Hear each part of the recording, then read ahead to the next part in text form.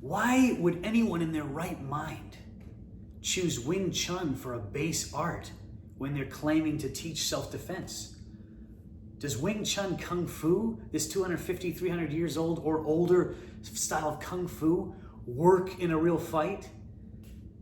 Let's get into it.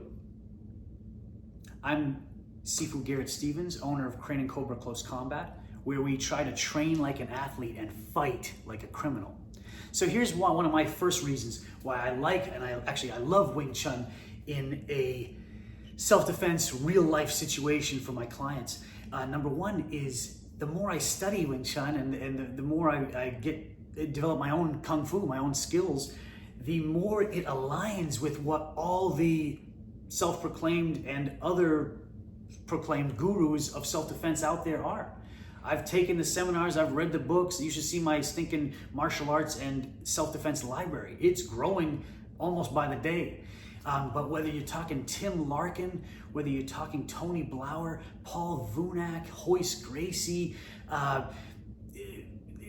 Rory Miller, all these other older guys too, all their principles are lining up with the 5 main Wing Chun principles, which are center line, forward intent, facing, economy of motion, and simplicity, right? When you start to understand those 5 Wing Chun concepts, everything becomes Wing Chun that way when it's applied properly, right? So the human body only moves so many ways, right? And some people are more flexible than others, but the point is, Wing Chun can be brutally devastating in real world altercations. The second one is it's an intelligent and safe art, let's call it that, because why?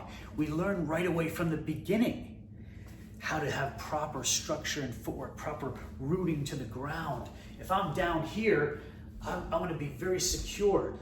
Akin to what old school boxing trainers used to do, sometimes they'd attach a rope between the ankles to keep the guy from going too wide. Because if I go wide, I can get power, but I lose mobility.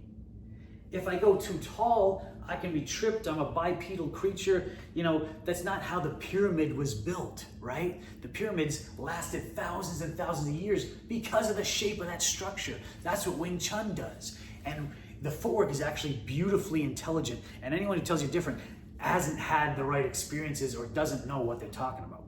But it's a very safe art because they teach the 6 gates, and we teach how to protect those 6 gates. Now, if I'm attacking you and covering my 6 gates, my groin is covered below here with that knee in and the foot kind of angled in at a 45, you obviously either have to try to attack me straight on or a hook, and that hook allows me to come right in and just get into the destructiveness, right? So it's a beautifully intelligent and well thought out art.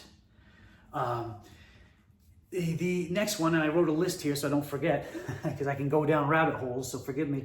The next one would be the speed. Now, most people see something online and they either like the speed of Wing Chun or they mock it, right? They're, oh, that's patty cake, what are you doing? They don't understand the basics of Chi Sao. They're not getting what's happening. They think that's not a real fight. And to those people, we just have to kind of understand their own lack of intelligence and say, well, when I see a boxer doing this on a speed bag, that's not a real fight either. Or when I see them hitting a heavy bag, they're preparing for a real fight, sure, or jumping rope, but it's not the same thing as a fight. Everything you see online is not, number one, it's not the limit of the person's knowledge or individual. It's a single tiny video captured in time.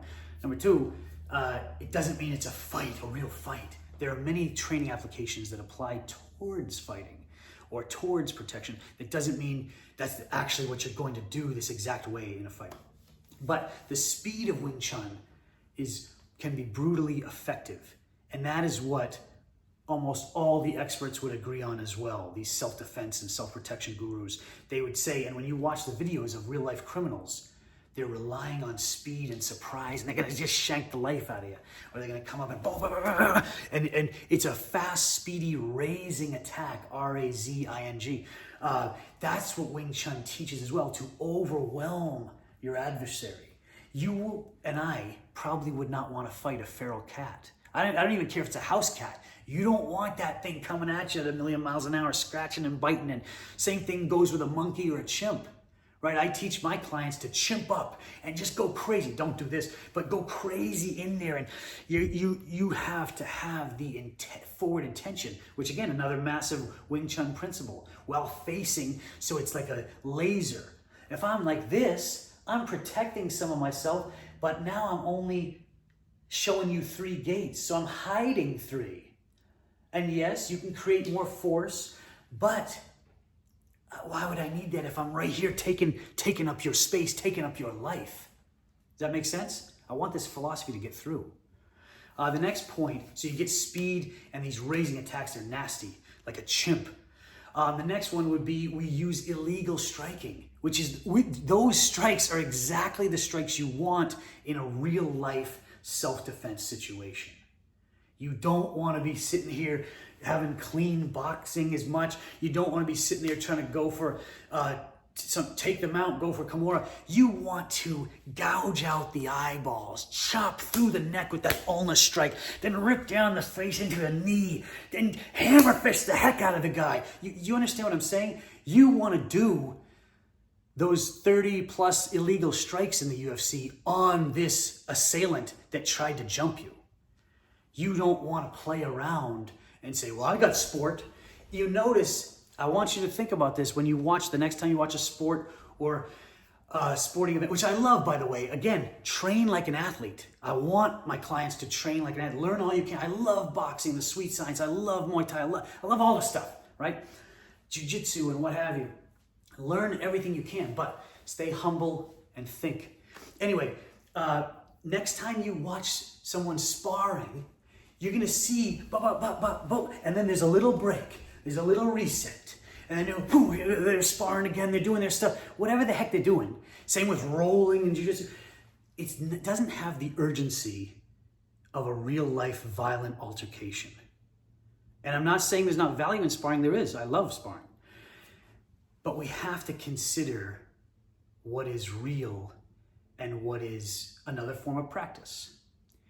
And in real life, again, go back to thinking about fighting that chimp or that feral cat. It's not going to be, I'm going to reset now. Okay. And then I reset again. Okay. And in most fights, that's not it. At some point, there's going to be close combat, combatives in close, where the touching arts start to do better. And Wing Chun, pay attention now, is the closest striking art.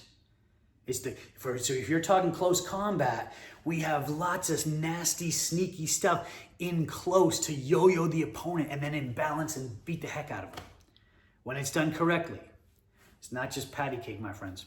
Anyway, think about it. God bless. Stay safe. Train like an athlete. Fight like a criminal when and if necessary.